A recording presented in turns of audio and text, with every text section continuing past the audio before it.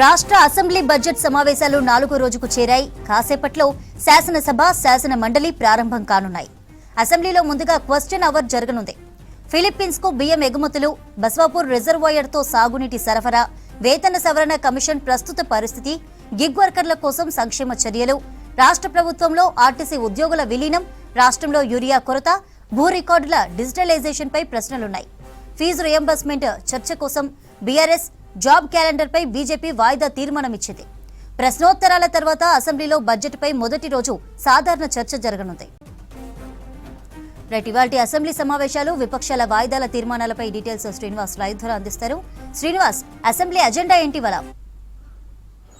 Chandrika, assembly, శాసన మండలి, శాసనసభ ఈ రెండు కూడా 10 గంటలకు స్టార్ట్ అవుతాయి. 10 గంటలకు స్టార్ట్ కాగానే స్పీకర్ ప్రశ్నోత్తరాలకు అనుమతిస్తారు. ప్రశ్నోత్తరాలు 10 ఉంటాయి. 10 ప్రశ్నలు ఆయా సభ్యులు అంటే ఆయా పార్టీలు అడిగినటువంటి ప్రశ్నలకు మంత్రులు సమాధానం ఇస్తారు.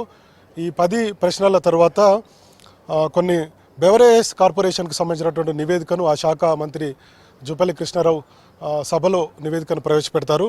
తదనంతరం 2 బిల్లులు ఉన్నాయి. ఒకటేమో తెలంగాణ వైద్య విధాన పరిషత్తు, దీన్ని రద్దు చేసి ఆరోగ్య శాఖలనే కలిపారు కాబట్టి దీనికి సంబంధించినటువంటి బిల్లు కూడా ఒకటి శాసనసభలో ఆరోగ్య శాఖ మంత్రి దామోదర రాజనరసింహ పెడతారు. అట్లనే ఇంకొక బిల్లు ఉంది, తెలంగాణ పబ్లిక్ సర్వీస్కి సంబంధించినటువంటి క్రమబద్ధీకరణకు సంబంధించినటువంటి ఒక బిల్లు కూడా ఉంది. ఇక ఆ తర్వాత సాధారణ చర్చ ఉంటుంది బడ్జెట్ మీద. ముందుగా అధికార పార్టీకి సభ్యులకు స్పీకర్ అవకాశం ఇస్తారు. ఆ తర్వాత ఫైనల్గా ఈ సాధారణ బడ్జెట్ అంటే సంక్షేమ రంగానికి ఎన్ని నిధులు కేటాయించాం, గత బడ్జెట్కి ఈ బడ్జెట్కు తేడా ఏంటి, తర్వాత ఏ శాఖకు ఎన్ని నిధులు కేటాయించాం, బడ్జెట్ మొత్తం తీరుతెన్నులు ఎలా ఉంది, ఇట్లాంటి అన్ని అంశాల మీద రాష్ట్ర ప్రభుత్వం కూడా ఈరోజు అసెంబ్లీ అంటే సాయంత్రానికి సమాధానం ఇచ్చేటువంటి అవకాశం ఉంది. దీని మీద ఆర్థిక శాఖ మంత్రి డిప్యూటీ సీఎం బట్టి విక్రమార్క సమాధానం ఇస్తారు. ఇక ఒకసారి మనం ఎజెండా విషయాలకు వస్తే మొత్తం ఓవరాల్గా ఫస్ట్ ప్రశ్నోత్తరాలు ఉంటాయి. క్వశ్చన్ అవర్లో 10 ప్రశ్నలు ఉంటాయి. 10 ప్రశ్నలలో ముఖ్యమైనటువంటి ప్రశ్నలు ఈరోజు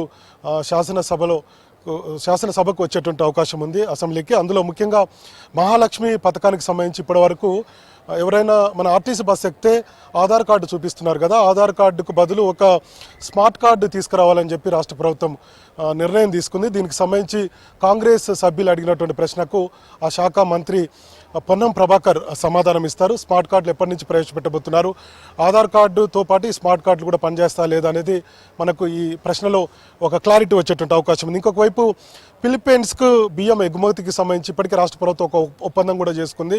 దీనికి సంబంధించి కాంగ్రెస్ సభ్యులు అడిగినటువంటి ప్రశ్న కంటే మన తెలంగాణలో ఈ బియ్యాన్ని ఫిలిప్పీన్స్ దేశానికి ఎగుమతి చేస్తున్నారు. దీనికి సంబంధించినటువంటి ఒప్పందం జరిగింది కాబట్టి దానికి సంబంధించినటువంటి సంబంధిత మంత్రి ఉత్తమ్ కుమార్ రెడ్డి సమాధానం ఇస్తారు. ఇక మరోవైపు బస్వాపూర్ రిజర్వాయర్ నుంచి నకరకెల్లు తుంగతుర్తికి ఈ సాగునీటికి సంబంధించినటువంటి సరఫరా అవుతుందనేటువంటిది కాంగ్రెస్ సభ్యులు అడిగినటువంటి ప్రశ్నకు ఇరిగేషన్ శాఖ సంబంధిత మంత్రి సమాధానం ఇస్తారు. అట్లనే పిఆర్సీ కమిషన్కు సంబంధించి గత కొన్ని రోజుల నుంచి కూడా రాష్ట్ర ప్రభుత్వం మీద ఒత్తిడి తీసుకొస్తున్నారు. ఉద్యోగులకు సంబంధించి పిఆర్సీ నివేదిక ఇవ్వాలి, అది కనుక ఇస్తే ఉద్యోగులకు కొంత వాళ్లకు లబ్ధి చేకూరేటువంటి అవకాశం ఉంది. కాబట్టి దీనికి సంబంధించినటువంటి ప్రశ్న బీఆర్ఎస్ సభ్యులు అడిగారు.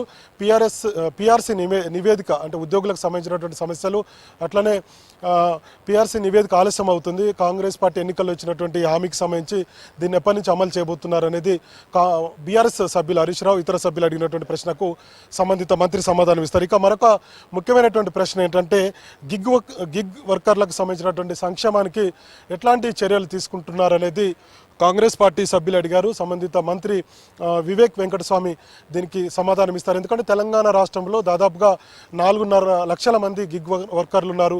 ఈ జొమాటో తర్వాత ఇవి ఉన్నాయి కదా, దాదాపుగా 4,50,000 పైగా చాలామంది దీని మీద ఆధారపడి ఉన్నారు. సో దీనికి సంబంధించి రాష్ట్ర ప్రభుత్వం ఏం చేసిందంటే ఒక చట్టాన్ని తీసుకొస్తుంది, సంక్షేమ బోర్డును ఏర్పాటు చేస్తుంది. వీళ్ళకేంటంటే కొంత సంక్షేమ నిధిని ఏర్పాటు చేసి వాళ్ళ యొక్క జీతాలు కావచ్చు, లేదంటే వాళ్ళకు ఆరోగ్య పరిస్థితి ఎట్లా ఉందనే దాని మీద ఒక హెల్త్ కార్డులు కూడా ఇట్లాంటి ఇవ్వాలని చెప్పి రాష్ట్ర ప్రభుత్వం నిర్ణయం తీసుకుంది. సంబంధిత మంత్రి వివేక్ వెంకటస్వామి ఈ గిగ్ వర్కర్లకు సంబంధించినటువంటి ప్రశ్నకు సమాధానం ఇస్తారు. ఇక మరోవైపు రాష్ట్ర ప్రభుత్వ ఉద్యోగాలలో అంటే రాష్ట్ర ప్రభుత్వంలో ఆర్టీసీ విలీనానికి సంబంధించినటువంటి ప్రశ్న కూడా ఉంది. సంబంధిత మంత్రి సమాధానం ఇస్తారు. అట్లనే మిగతా యూరియా కొరత కూడా బీఆర్ఎస్ ఒక ప్రశ్న వేసింది. రాష్ట్రంలో యూరియా కొరత ఉంది, దీనికి సంబంధించి సంబంధిత మంత్రి సమాధానం ఇచ్చేటువంటి అవకాశం ఉంది. అట్లనే భూ పరీక్షలు, అట్లనే రేషనలైజేషన్కి సంబంధించి ఈ డిజిటలైజేషన్ ఉంది కదా, భూమికి సంబంధించి వాటికి సంబంధించినటువంటి ప్రశ్నలు కూడా ఉన్నాయి. మొత్తం 10 ప్రశ్నలు ఉన్నాయి. అన్ని ప్రశ్నలకు సమయం ఉంటే ఖచ్చితంగా స్పీకర్ అనుమతి ఇచ్చేటువంటి అవకాశం ఉంది. ముఖ్యమైనటువంటి ప్రశ్నల మీద ఈరోజు మనకు కొన్ని అంశాల మీద క్లారిటీ వచ్చేటువంటి అవకాశం ఉంది. దీని తర్వాత మనకు ఇక ఈ ప్రశ్నోత్తరాలు అయిపోయిన తర్వాత టీ బ్రేక్ ఉంటుంది. టీ బ్రేక్ ఒక దాదాపు గంట పాటు ఉండేటువంటి అవకాశం ఉంది. ఆ తర్వాత అసెంబ్లీ స్టార్ట్ అవుతుంది. అసెంబ్లీ స్టార్ట్ అయిన తర్వాత బడ్జెట్ మీద సాధారణ చర్చ ఉంటుంది.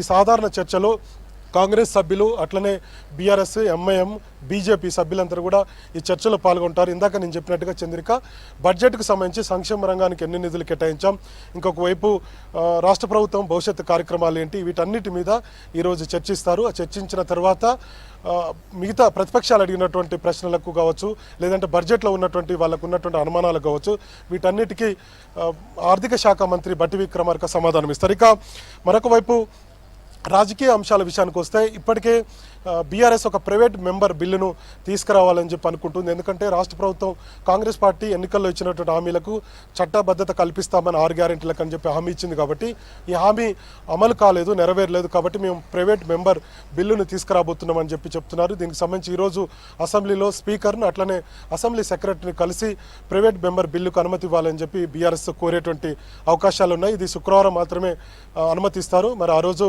రాష్ట్ర ప్రభుత్వం అనుమతిస్తుందా లేదా అనేది చూడాలి. ఎందుకంటే ఒకవేళ అనుమతి ఇవ్వకపోతే రాష్ట్ర ప్రభుత్వము ఈ 6 గ్యారెంటీలను అమలు చేయలేదన్నటువంటి విషయాన్ని ప్రజల్లోకి తీసుకువెళ్లేందుకు బీఆర్ఎస్ ప్రయత్నాలు చేస్తుంది. రాష్ట్ర ప్రభుత్వం మీద ఒత్తిడి పెంచేటువంటి ప్రయత్నాలు చేస్తుంది. ఇక మరోవైపు ఇక వాయిదా తీర్మానాల విషయానికి వస్తే వాయిదా తీర్మానాలకు సంబంధించి బీఆర్ఎస్ ఫీజు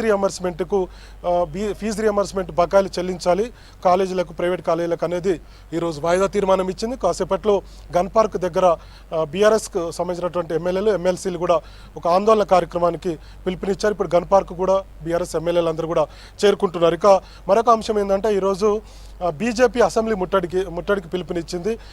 ఈ అసెంబ్లీ పరిసర ప్రాంతాల్లో 144 సెక్షన్ ఉంది. సో ఒక ఉద్రిక్త వాతావరణం అయితే కనపడుతుంది. ఎందుకంటే గతంలో మనం చూసాం బీజేపీ ఒక 25-30 టీముల వారుగా వచ్చి అసెంబ్లీ ముట్టడికి ప్రయత్నాలు చేస్తున్నారు. ముఖ్యంగా ఈరోజు అసెంబ్లీ ముట్టడికి పిలుపునివ్వడానికి కారణం ఏంటంటే కాంగ్రెస్ పార్టీ ఎన్నికల్లో ఇచ్చినటువంటి హామీలు అమలు చేయాలన్నటువంటి విషయం మీద ఈరోజు బీజేపీ అసెంబ్లీ ముట్టడికి అయితే పిలుపునిచ్చింది. మొత్తం పెద్ద ఎత్తున పోలీసులంతా అసెంబ్లీ చుట్టూ అయితే మోహరించారు. ఎవరిని అంటే అసెంబ్లీ ముట్టడికి జరిగేటువంటి అవకాశం ఉంది కాబట్టి వచ్చేటువంటి ఎమ్మెల్యేలకు వీళ్ళందరూ కూడా ఇబ్బంది అవుతుంది కాబట్టి భారీ బందోబస్తును అయితే పోలీసు ఏర్పాటు చేసింది. కొంత ఉద్రిక్త పరిస్థితులు అయితే అసెంబ్లీ పరిసర ప్రాంతాల్లో కనపడుతున్నాయి.